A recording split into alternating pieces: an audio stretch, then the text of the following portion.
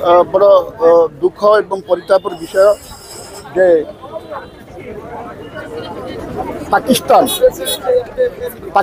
समर्थित सन्त्रासवादी माने गत 22 तारिख रे आमर किछि हिंदू तथा विदेशी पर्यटकों को पहलगाम ठारे निर्मम भाव हत्या करथिले।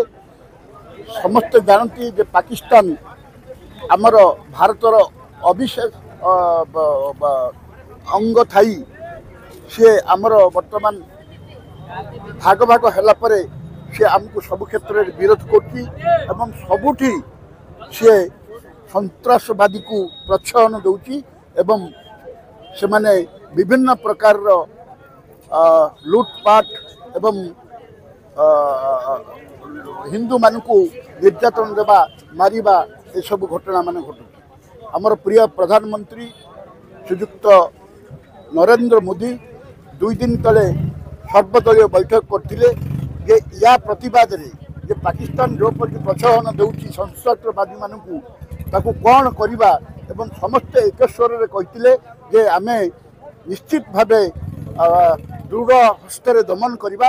आमे कौनसी मते सेमानंकु डरिबानी एवं आमे भारत सबु जगह विरोध करिबो। आज सारा भारत रे यही शोभायात्रा चलती कैंडल शोभायात्रा।